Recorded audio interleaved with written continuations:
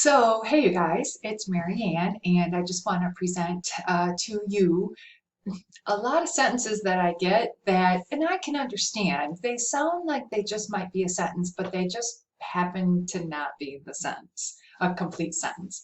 So there's four main problems that I usually see. One is when we use a gerund as a subject, but we don't finish the sentence with a verb and or a direct object, or and a direct object if we need it. There's comma slices that I see where you combine sentences with just a comma. Another one is where we use a dependent clause as a complete sentence, and I'll go into that in just a second. I call those robbers because they rob the complete thought out of the sentence. And then we have when I see, for example, begins a sentence and then it doesn't follow with a complete sentence. So I'll just explain just a little bit more. So here are some sentences, and honestly, I see these a lot, and I can totally understand why it looks like a real sentence, but it just isn't. So here we go. We have a gerund here.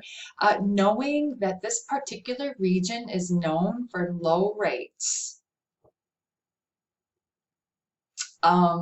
Yeah. Okay, so what about that? We need to have a verb. So there is no verb. Here's another one. Marking the vial filled with hydrogen peroxide. You have to, again, we need a verb. Saying how it affects their pride and other things like that. Like it.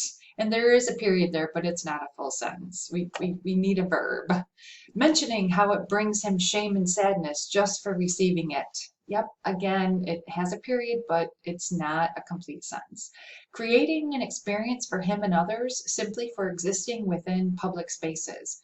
Again, not a complete sentence. And then finally, continuing the following day by picking up weights and realizing how weak my body was.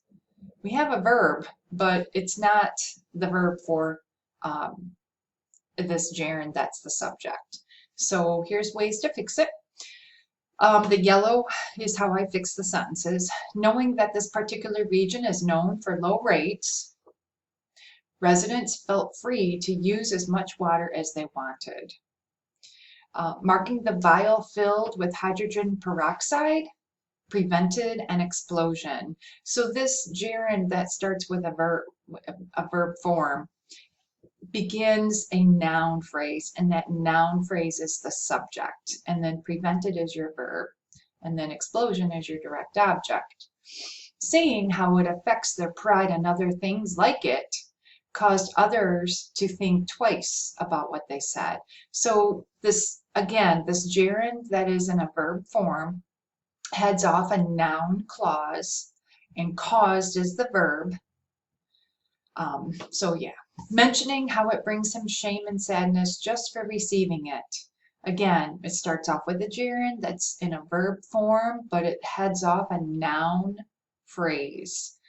And that's our subject, and caused is our verb. Create an experience for him and others simply for existing within public spaces was not his responsibility. So this is how we fix that one. We add, so again, creating is the gerund. It's a verb in a verb form, but it's used as a noun phrase. And then was not his responsibility is, well, was not is the verb.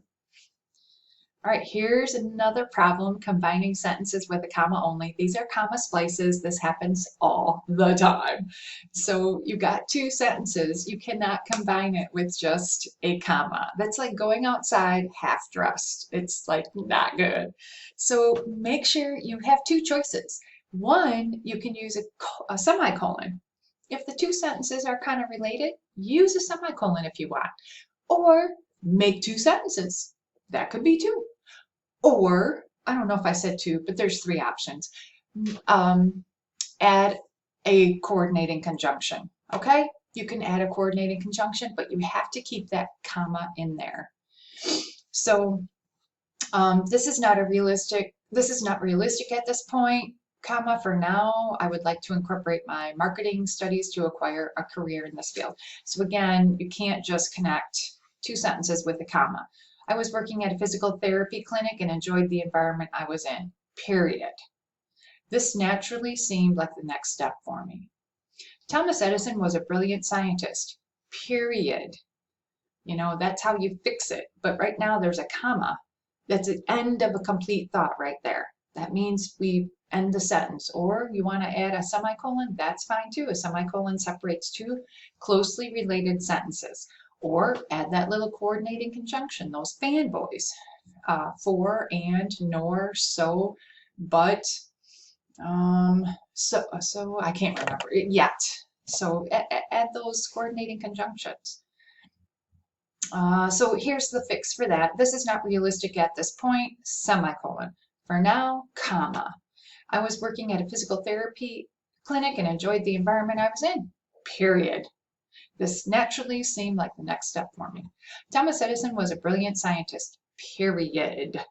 However, he only spent 3 months in school. So again, you could have kept the comma there and just added a coordinating conjunction if you wanted. Here's where a dependent clause is used as a real sentence. When winter comes early. Yeah, we have a robber in there. When, it's a relative pronoun, and it's robbing the complete thought out of that sentence. You can't just say when winter comes early because you're wondering what the heck else is going on, you know? So that's wrong. Because antibacterial soaps do not provide protection against viruses. Because what? So take out the subordinating conjunction and you will be good. You can have that as a sentence. If you take out that robber, he's in that sentence robbing the sentence of a complete thought, just like a robber in your house, taking out stuff. When the ship had to cut through ice. So again, we have a relative pronoun here that's causing all kinds of ruckus. It's causing the complete thought to not be there. But if that robber was out of there, it would have a complete thought. Who feared the whales would die without enough space for air? Yeah, it's just who, what? And then with a flute concerto playing loudly on its speakers. Where's the complete thought? Where's the complete thought? Which sent booming sound waves through the water? What I don't even know, you guys. It's just not sure. It's a hot mess is what it is. And led them to freedom. Who led whom to freedom? So anyways, here's some ways to fix. Take out when. Winter comes early. You know, winter comes early. That has a complete thought. Take out because. Antibacterial soaps do not provide protection against viruses. No problem. We get that.